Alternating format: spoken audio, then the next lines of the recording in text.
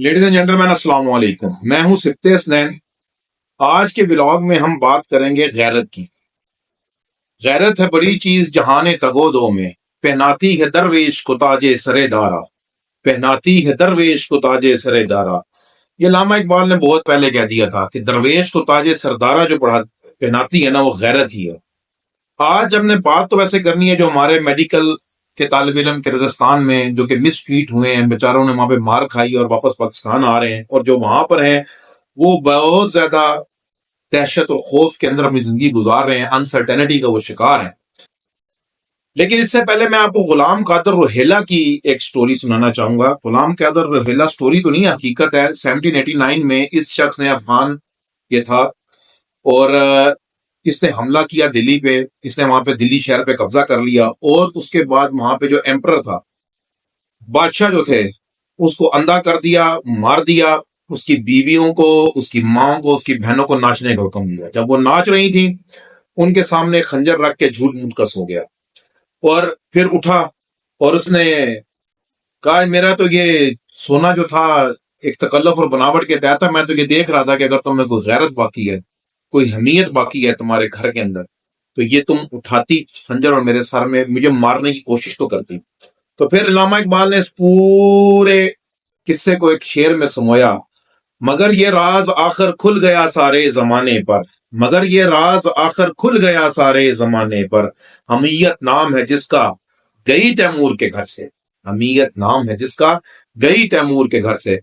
جب عزت اور غیرت کسی نسل سے، کسی قوم سے رخصت ہو جائے، تو بس اس کا پھر یہی مقدر رہتا ہے کہ وہ جہاں پہ جائے گی مار کھائے گی، بے عزت ہوگی، ٹھٹے کھائے گی، کسی ملک، کوئی ملک ان کا ویزا بند کر دے گا، کوئی ان کی انٹری پہ پابندی لگا دے گا۔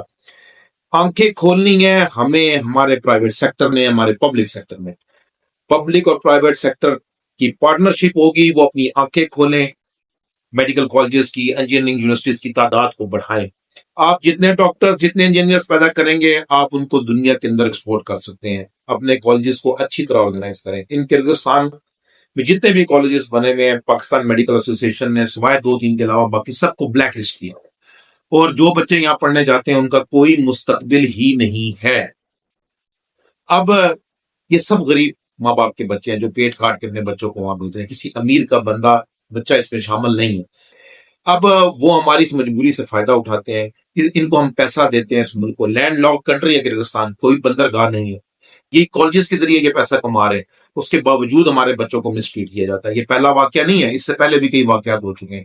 تو آج اگر پبلک سیکٹر، پرائیویٹ سیکٹر اپنی آنکھیں کھولے، آپ پرائیویٹ سیکٹر کے اندر میڈیکل کالجز بنائیں، ان کی فیس کو کم رکھیں، کیونکہ ہمارے یہاں مسئلہ یہ ہے کہ پبلک سیکٹر میں کالجز کی تعداد کم ہے، سرکاری میڈیکل کالجز کی 90 سے 95% نمبر لے کے بھی ایف ایس سی میں، ایم ڈی کیٹ میں تھوڑی سی اگر پرفارمنس خراب ہو تو بچہ کسی سرکاری میڈیکل کالج میں نہیں جا سکتا۔ اب ماں باپ کیا کریں، بچہ کیا کرے اتنے زیادہ نمبر لینے کے باوجود؟ پھر ہمارا سسٹم بھی ایسا ہے کہ کچھ بچے تو بہت زیادہ نمبر لے لیتے ہیں۔ میں کسی صوبے کا نام نہیں لیتا، ہر صوبے کے اندر بوٹی مافیا، یہ جو کاپی کلچر ہے، یہ عام ہے۔ اس کے ذریعے بچہ نمبر بہت زیادہ لے لیتا ہے لیکن ایم ڈی کیٹ میں پرفارمنس نہیں کرتا ہے۔ اور دوسری طرف یہ ہے کہ بچہ بہت اچھا پرفارمر ہوتا ہے لیکن اس کے نمبر ایف ایس سی میں کم ہوتے ہیں، اور وہ بھی اس دوڑ میں شامل نہیں ہو سکتا۔ تو اتنی غیر منصفانہ تعلیمی نظام جو ہے، اس کو بھی ہمیں ایکول بیسس پہ کرنا پڑے گا۔ لیکن اگر ہم میڈیکل کالجز اور یونیورسٹیز کی تعداد بڑھا لیں گے، جب کرغزستان جیسا ملک ان کے اتنے زیادہ کالجز بنا سکتا ہے، یونیورسٹیز بنا سکتا ہے، تو ہم کیوں نہیں بنا سکتے؟ ہمارے پاس بھی انٹرنیشنل اسٹوڈنٹس آ سکتے ہیں اگر ہم تھوڑا سا اپنا لا اینڈ آرڈر کے اوپر بھی تھوڑا سا غور فرما لیں۔ ادروائز ہمارے اپنے اسٹوڈنٹس اتنے زیادہ ہوں گے، اگر ہم فیس کو ایک نارمل رینج میں رکھیں گے تو ہمیں اچھے اسٹوڈنٹس مل جائیں گے۔ یہاں پہ کرغزستان میں تمام ماں باپ کو بتانا چاہوں گا، جو بچے آپ بھیجتے ہیں وہاں پہ جا کے وہ انہی کے ایجنٹ بن جاتے ہیں۔ وہ یہاں سے پاکستان میں سے پھر دوبارہ اگلے سال کے لیے بچے اکٹھے کرتے ہیں، اور ان کو یہ لالچ دی جاتی ہے کہ آپ کے اگلے سال کی فیس معاف کر دیں گے۔ اب ایک بندہ خود پھنس گیا اس برے سے سسٹم میں، اس کو نظر آ رہا ہے کہ اس کالج کا کوئی آگے فیوچر نہیں ہے، اس تعلیم کا کوئی آگے فیوچر نہیں ہے، تو وہ دوسرے لوگوں کو بھی لیور ان کرتا ہے۔ تو خدارا آنکھیں کھولیں، آنکھیں کھولیں، آنکھیں کھولیں، اور اس ملک کے اندر کوئی ایجوکیشنل ایمرجنسی نافذ کریں۔ ہمیں اپنے بچوں کو، اپنے نوجوانوں کو ذلیل ہونے سے بچانا ہے۔ ہم وہ قوم مت بنے کہ جن کے اندر سے حمیت ختم ہو چکی ہے، غیرت ختم ہو چکی ہے۔ Thank you.